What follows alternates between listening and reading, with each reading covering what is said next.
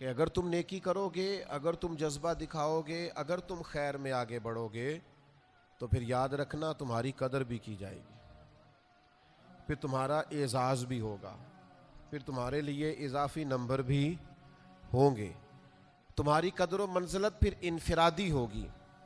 میرے عزیز، حوصلہ افزائی زندگی میں بڑی ضروری ہوتی ہے، حوصلہ شکنی بھی بڑی ضروری ہوتی ہے۔ کوئی غلط کام کرے تو اس کی حوصلہ شکنی کریں، اس کو منع کریں۔ کوئی شخص اچھا بھلا ہے اور جان بوجھ کر بھیک مانگتا ہے تو اسے بالکل نہ دیں، اس کی حوصلہ شکنی کریں تاکہ اسے کام کاج کی عادت پڑے۔ لیکن اگر کوئی خیر کا کام کرتا ہے، کوئی اچھا کام کرتا ہے، کوئی بہترین عمل کرتا ہے تو اس کی حوصلہ افزائی کریں، جیسے اللہ نے جگہ جگہ قرآن مجید میں ایمان والوں کی حوصلہ افزائی فرمائی ہے۔ ہم دونوں معاملات کے اندر کمزور ہوتے جا رہے ہیں، حوصلہ شکنی بھی نہیں کرتے، بزدل ہوتے ہیں، کیونکہ حوصلہ شکنی کرنے والوں کو لوگ برا کہتے ہیں، حوصلہ افزائی بھی نہیں کرتے کیونکہ کنجوس ہوتے ہیں، الا ماشاء اللہ۔ حوصلہ شکنی کریں، پتہ چلے آپ طاقتور ہیں، بزدل نہیں ہیں۔ حوصلہ افزائی کریں، پتہ چلے کہ آپ سخی ہیں، کنجوس نہیں ہیں۔ یہ جو حوصلہ افزائی ہے نا، یہ نکمے آدمی کو بھی کام کا بنا دیتی ہے۔ اس کو بار بار کہنا تو بڑا باصلاحیت ہے، تو نے کر جانا ہے، لیکن حوصلہ شکنی، بچہ فیل ہو گیا، یہ ابھی گزشتہ دنوں رزلٹ آیا میٹرک کا، تو وہ اس نے چھلانگ لگا دی پانی میں اور خودکشی کر لی۔ تو جب لوگوں نے تھوڑی ریسرچ کی، تحقیق کی، تو پتہ چلا کہ گھر کا ماحول بڑا گھٹن والا ہے۔ وہ اس گھر کا رہنے والا ہے جہاں کہا جاتا ہے کہ تسی نہیں کدی کامیاب ہو سکتے۔ مینوں پہلو ہی پتا سی، میں پہلے سے جانتا تھا تیرا یہی حال ہونا ہے۔ وہ باتوں کی جو چبھن اسے رزلٹ آتے ہی محسوس ہونے لگی۔ سارے بچے ذہین نہیں ہوتے، سب کا حافظہ مضبوط نہیں ہوتا، کمزور بھی ہوتے ہیں بیچارے، کئی اللہ تعالیٰ کی توفیق ہے، پیچھے بھی رہ جاتے ہیں بعض اوقات۔ تو اس بچے نے بیچارے نے اس بات سے ڈر کے کہ اب تو مجھے بڑی باتیں ہوں گی، اور کچھ والدین ایسے ہوتے ہیں وہ تقریر پھر شروع کرتے ہیں تو الا ماشاء اللہ ختم ہی نہیں ہوتی۔ وہ کہتے ہیں میں تو تیری وجہ سے پورے خاندان میں منہ دکھانے قابل نہیں رہا، دوست پوچھیں گے تو کیا کہوں گا، فلاں کا بچہ کہاں پہنچ گیا۔ اس کو کمپیریزن کر کے، تقابل کر کے مختلف لوگوں سے احساس کمتری کا شکار کر دینا، اس بچے نے بیچارے نے چھلانگ لگا دی۔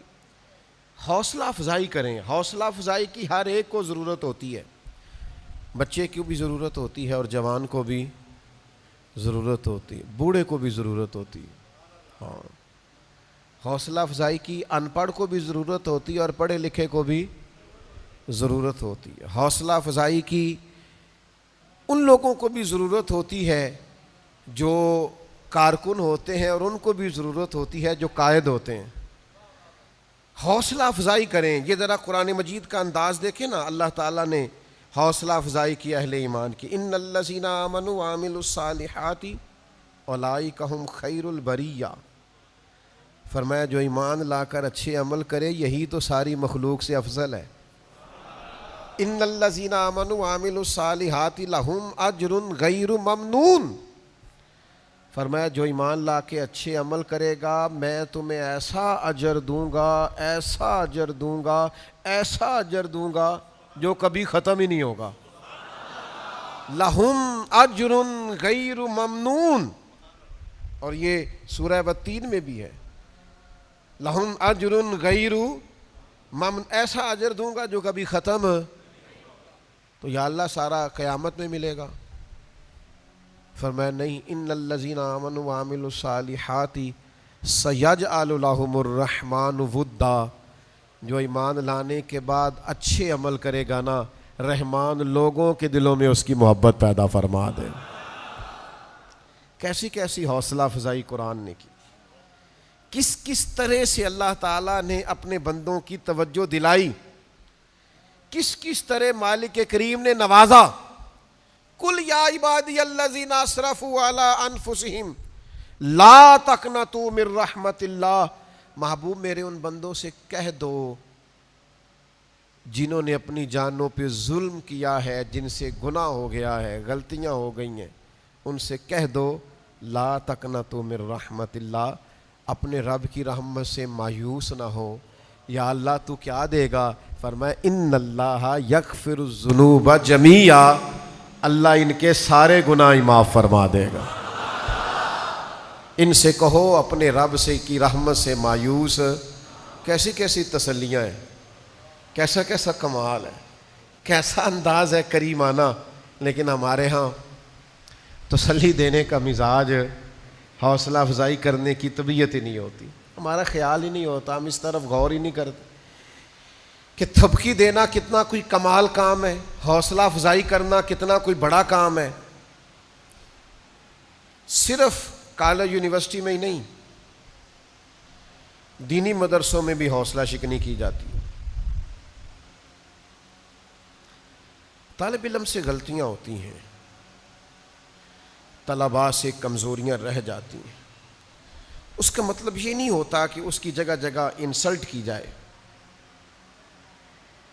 کوئی بڑی عمر میں آ کے مدرسے داخل ہو گیا تو اس کو کہتے ہیں اپنی عمر دیکھ اور کام دیکھ۔ آپ کیا بات کرتے ہیں؟ کون سی ایسی عمر ہے جس میں انسان فرشتہ ہو جاتا ہے؟ عجیب انفرادیت ہے لوگوں کی اور عجیب رنگ ہے بات کرنے کا۔ حوصلہ شکنی نہ کریں، مسائل آ جاتے ہیں۔ کسی گناہگار سے گناہگار شخص کی بھی حوصلہ شکنی منع۔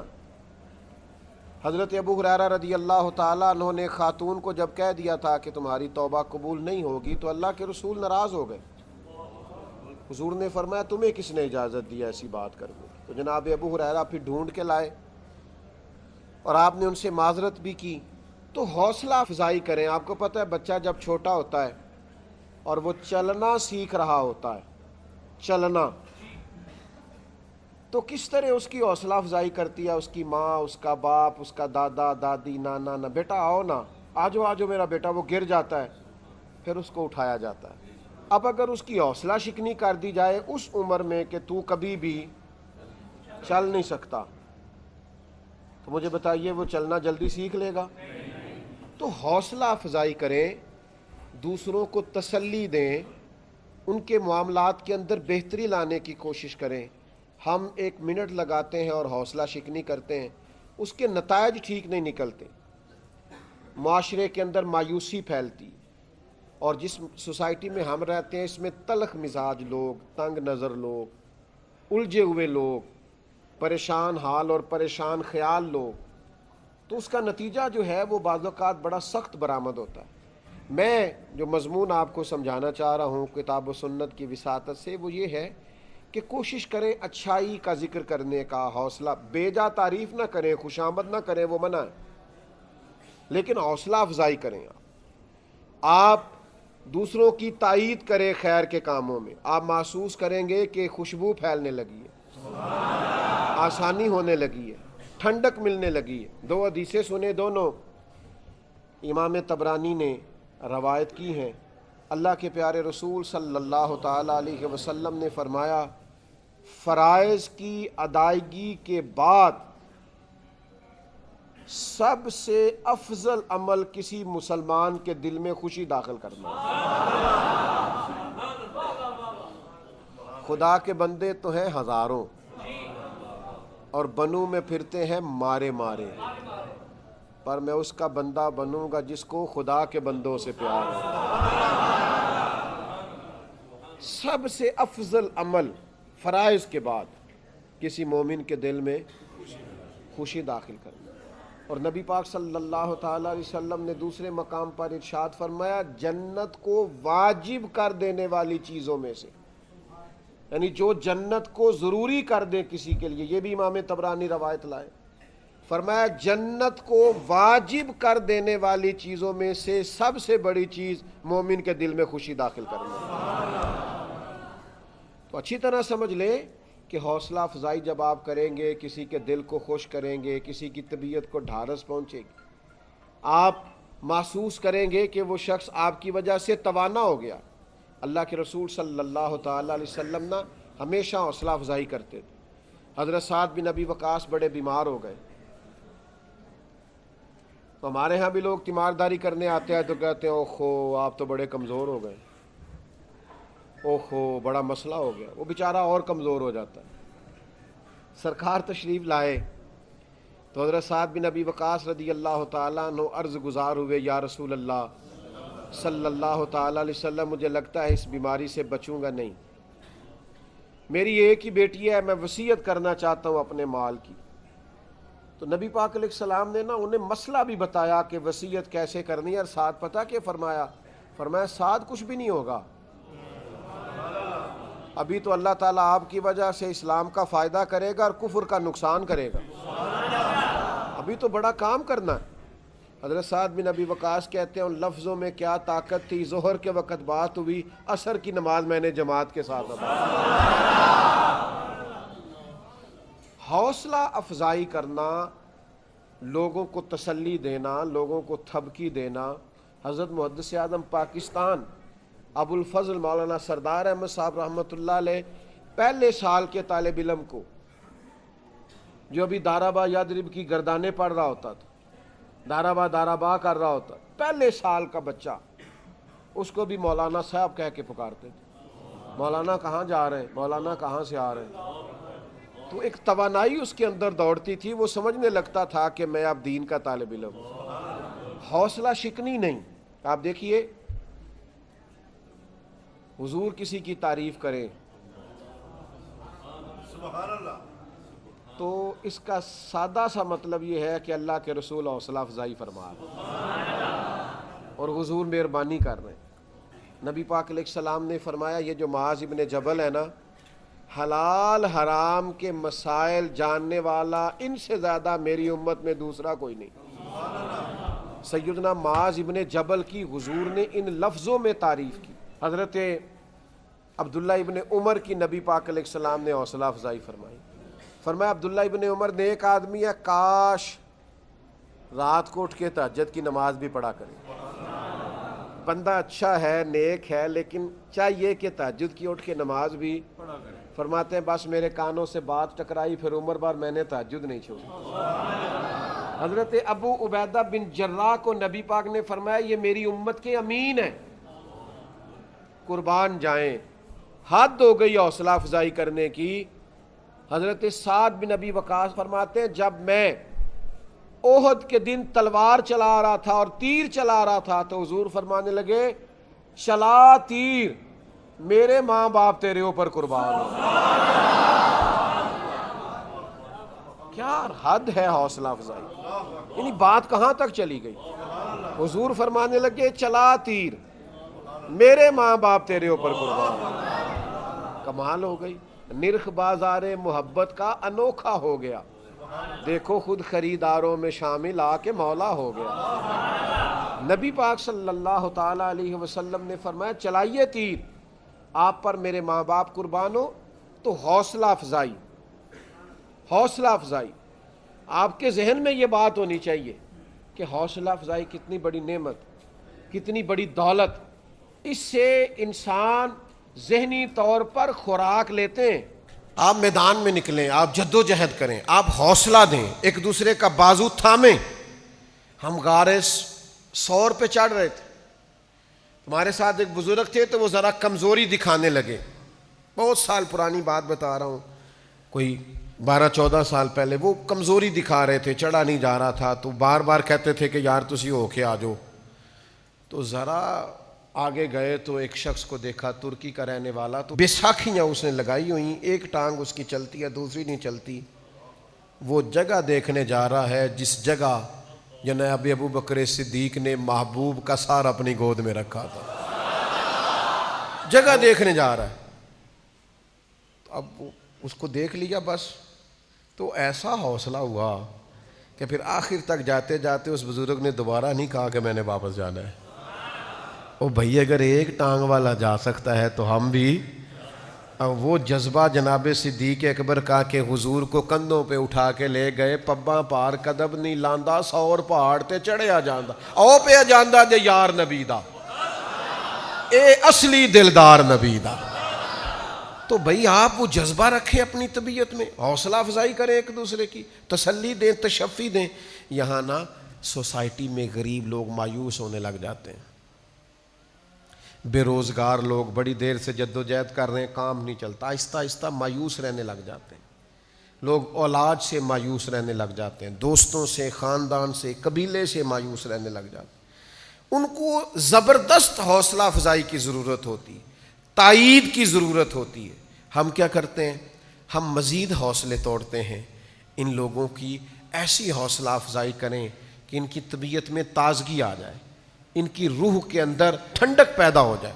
حوصلہ کوئی بھی بندہ کوئی خیر کا کام کر رہا ہے، اس کی آپ حوصلہ افزائی کریں، آپ یقین کریں کہ آپ کو پتہ ہی نہیں کہ وہ کتنی زیادہ دوائیوں کے کام کرتے ہیں دو جملے، وہ کتنی زیادہ برکت پیدا کرتے ہیں آپ کے کہے ہوئے دو فکرے، وہ کس قدر زیادہ طاقت پیدا کرتے ہیں۔ ایک بچہ بڑا لائق آیا ہمارے ادارے میں، پھر وہ چھوڑ کے چلا گیا۔